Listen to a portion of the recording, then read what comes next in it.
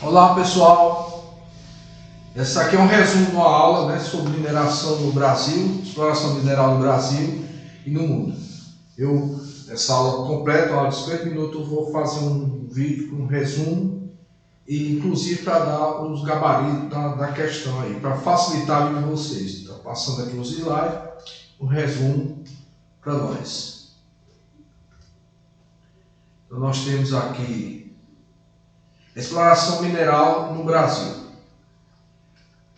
Aí nós temos essa imagem da Serra Pelada e outra imagem aí da exploração de minério. Então aqui o que é que nós temos de importante? O Brasil ocupa o 5º lugar em potencial de minerais descoberto. É o 5º do mundo. Eu coloquei só a participação do Brasil, porque isso não interessa, eu acredito que eles não vão colocar para a gente estar decorando isso. E quando a gente observa, digamos assim, o investimento para explorar esses recursos minerais, o Brasil cai imediatamente de 5º para o 8º lugar. Em termos de investimento, na exploração mineral, ele cai do 5º para o 8º lugar. Fique atento a esse detalhe. A exploração mineral no Brasil sempre foi importante em nosso país, desde o Brasil colônia. Lembre-se do ouro das Gerais que ia para a metrópole, teve sempre uma importância muito grande.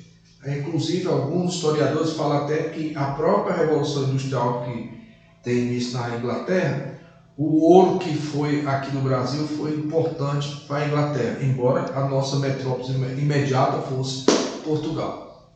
E a preocupação com os recursos minerais evidencia-se a partir de 1930, culminando com a aprovação do Código de Minas. A sugestão que eu dou para vocês é que você dê uma pesquisada sobre a evolução da legislação brasileira em relação à exploração dos recursos minerais, dos recursos que estão no subsolo principalmente. Tem lá a Constituição, as diversas constituições, cada uma acaba tendo um capítulo referente ao processo de exploração. É bom você dar uma pesquisada, não custa nada, para se perguntar alguma coisa, vocês terem uma noção.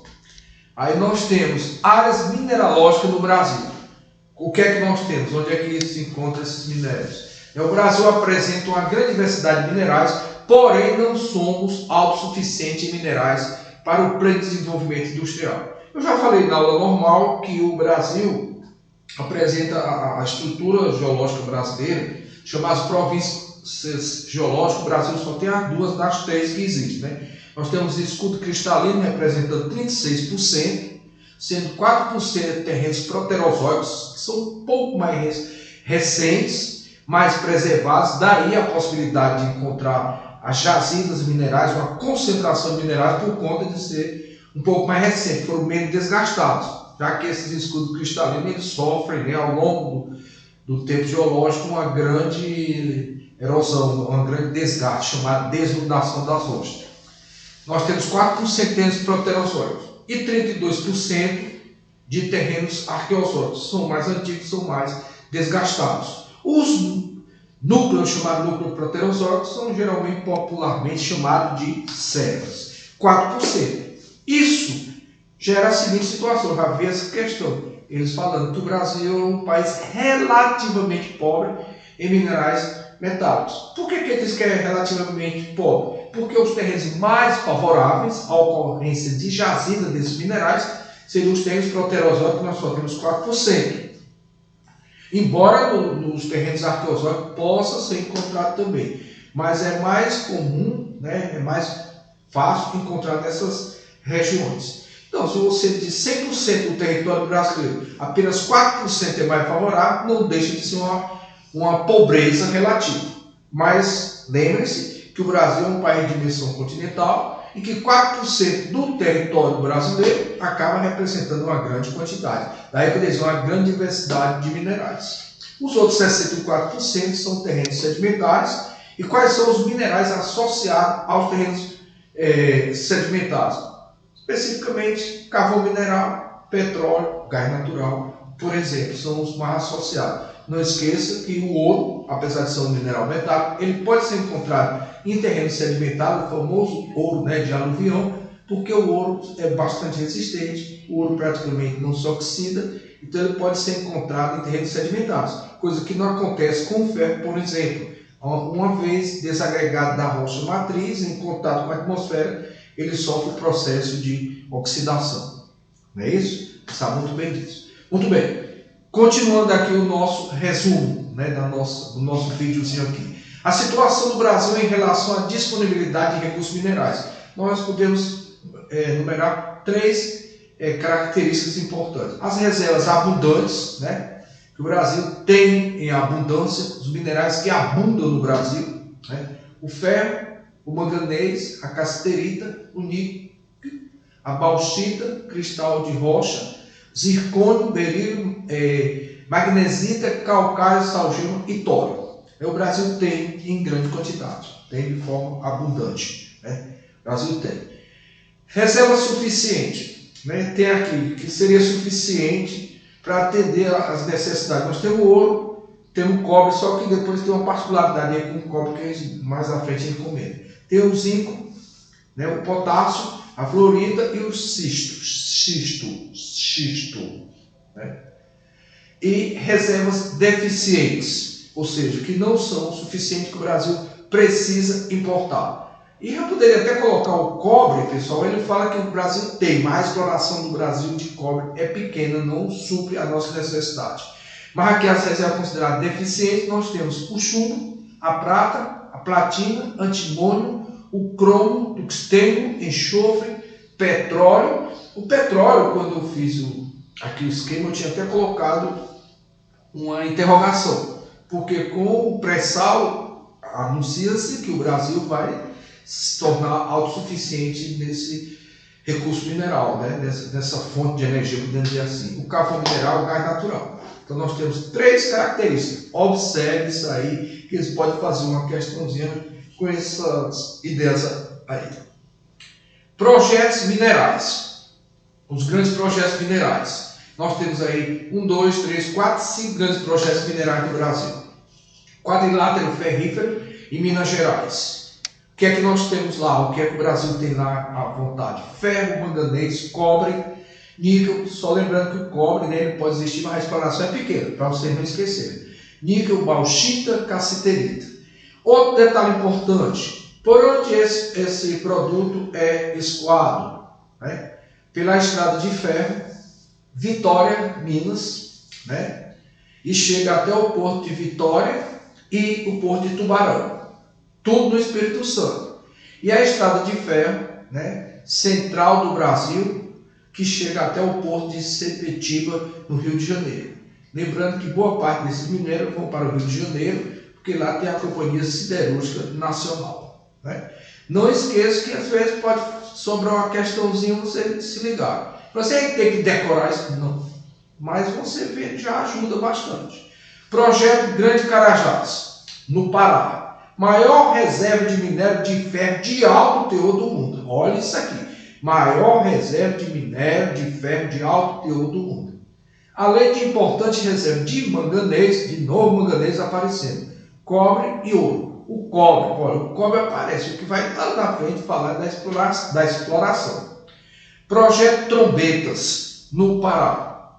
Exploração da bauxita, Serra do Oriximiná. Bonito, né? Senão dá até para botar o nome de um meninozinho ou de uma meninazinha, já que pode ser os dois. Foi uma meninazinha, chama Minazinha, né? Junto ao Vale do Rio Trombetas, onde encontra principalmente a bauxita dessa serra. Lá. Está associado ao projeto Grande Carajás, viu, pessoal? Está lá no Pará também associado. Serra do Navio. Não esqueça que Serra do Navio no Amapá. Exploração de manganês, a principal do Brasil.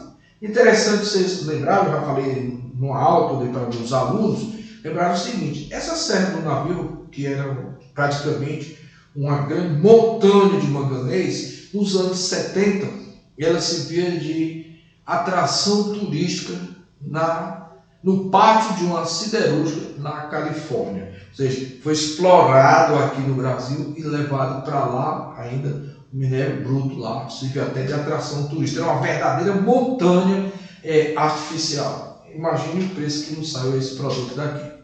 e o maciço do Urucum, né, no Mato Grosso do Sul. Minério de ferro, manganês. E esses minérios, eles abastecem o Paraguai, Argentina e Bolívia. Só chamando a atenção que praticamente, com exceção lá do Trombetas, o manganês aparece em todas as outras regiões. Beleza? Principais jazimentos minerais. Não deixe também de dar uma pesquisada depois, mas isso aqui já é muito interessante. Esse jazimento pode começar a pesquisa usando esse número. Seria as jazidas, onde nós temos as principais jazidas de quais minerais? Minério de ferro. Confirmando aí, Brasil é o 5º lugar no mundo. Manganês, você viu que ele está em todo lugar. Manganês é o 3º lugar, né, em escala mundial. Alumínio, uma característica do alumínio para você não esquecer. O alumínio não é encontrado isolado, está associado ao minério de bauxita. E o bauxita se relaciona com alumínio. Vocês podem perguntar isso também aos professores de química, que eles entendem mais do que eu desse assunto da composição, desse lado aí. O estânio, associado ao minério de cassiterita também, né? O estânio. Cobre, pequena produção no Brasil, importa o Chile. Quer dizer, vocês viram que ele tem vários locais, até em grande quantidade, mas a produção é pequena. E depois eu posso até pesquisar quais seriam as razões dessa pequena produção. Ouro, Minas Gerais é o principal produtor e o Pará é o segundo, principalmente lá na região da Serra Pelada. Ali também está na região do Grande Carajás. O nióbio, importante na produção de ligas metálicas de grande resistência. Esse minério é importantíssimo. E o Brasil tem um destaque, valiosíssimo isso aí. O Brasil tem apenas, pessoal, somente 98% das reservas mundial desse minério, que o Brasil pouco aproveita. É quase todo contrabandeado. Esse minério que era para ter uma exploração mais adequada disso aí, porque o Brasil tem praticamente toda a reserva mundial de nióbio e a importância dele para a produção de ligas metálicas de alta resistência, para foguete, para todo mundo. O quartzo, minério importante na indústria da informática, maior produtor. O Brasil também é o maior produtor de quartzo do mundo. Sal marinho, né, para temperar o nosso churrasco. Hoje é sexta-noite, que eu estou gravando aqui. Esse vídeo é uma sexta-noite, dia 22 de maio de 2020, né, que eu estou gravando esse vídeo. Eu estou me lembrando que hoje é sexta, amanhã é sábado, apesar de a gente estar nessa situação, a gente pega uma carnezinha e tempera com esse sal marinho. O Brasil é o grande produtor, favorecido pela extensão do território, né, do nosso litoral, mais de 8 mil quilômetros de litoral, e fatores climáticos. Por exemplo, né, tropicalidade, clima tropical, clima quente, muita evaporação. E um vento chamado de vento alísio, no caso, que são os dois que atuam aqui de Nordeste e Sudeste, o alísio de Sudeste, que a partir de julho, especialmente, ele passa com mais intensidade, especialmente no litoral nordestino, fazendo com que ali na esquina do litoral do Nordeste, né, perto já do Saleiro nordestino, nós temos o nosso estado ali, Rio Grande do Norte, que é o maior produtor de sal marinho do Brasil. O Ceará também produz bastante e o outro grande produtor, o Rio de Janeiro. Então, a extensão do nosso território e o clima, a tropicalidade associada a esse sistema de vento e também as brisas litorâneas, que acabam dando uma contribuição para aumentar a evaporação da água, consequentemente sobrar mais sal. E o chumbo, né? Pequena produção, como tem lá naquele outro slide, brasileiro precisa importar o chumbo, principalmente. E o lítio, importante na produção de energia nuclear. Parece que é porque o metal mais leve, uma coisa assim. Fala também com o professor de química, não deixe de perguntar para ele explicar por que o lítio, qual é o papel do lítio na produção da energia nuclear. É bom vocês se inteirarem, porque às vezes eles fazem uma questão assim, dessa forma, vocês estão bem informados. Muito bom. Aí vamos para as questões que eu prometi aos meus alunos que eu daria a resposta, né? Para esse vídeo não ficar muito longo, eu disse, vou fazer um breve resumo para vocês terem acesso aos slides e a partir daí vocês pesquisarem. Não esqueçam, pesquisa sobre a legislação de utilização dos recursos minerais do Brasil desde sempre, né? Quando começa uma legislação brasileira, como foi essa relação. Primeira questão. Pela sua extensão e posição na América do Sul, a América do Sul apresenta uma variedade de paisagens naturais. É característica natural da América do Sul a existência de. Para não ficar muito longo, né, eu já li com meus alunos, vocês depois podem ler, eu posso dizer o seguinte, como é que fica aqui? Ele diz, área sujeita a abalo sísmico na posição setentrional oriental? Não, porque setentrional é norte da América do Sul e oriental é a borda leste, né, da placa tectônica, que é divergente com a placa africana, não tem tanta intensidade de eventos sísmicos.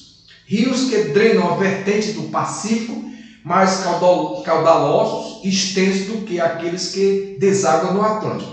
Meu bebê, há um divisor d'água, geralmente, que divide bacias hidrográficas. O grande divisor de águas da América do Sul é a Cordilheira dos Andes. Você pega, vendo a posição, quem conhece o mapa da América do Sul, observa que a Cordilheira dos Andes está mais a oeste. Aliás, está a oeste da América do Sul. Então, os rios que nascem na vertente voltada para o Pacífico, eles têm um curso menos extenso e, consequentemente, vai ter menos água, porque rios caudalosos significa rios com grande volume de água, como é o caso do rio Amazonas. Então, também não é. C. Vegetação de pradaria na porção norte e de coníferas no sul. Temos coníferas no sul, porque conífero está associado, né, com os pinheiros, eles estão associados ao clima temperado, e o sul vai ter clima temperado e clima frio.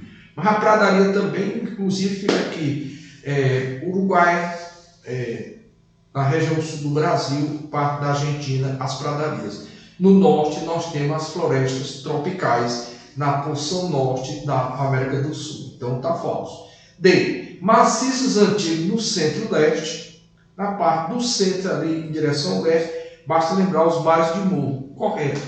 As planícies sedimentares no centro, pegue a planície amazônica, por exemplo, e os dobramentos modernos no extremo oeste, exatamente a Cordilheira dos Andes no extremo oeste. Então, item D de dado. E esse seria o clima temperado, úmido no norte. Não, no norte é o clima equatorial, né?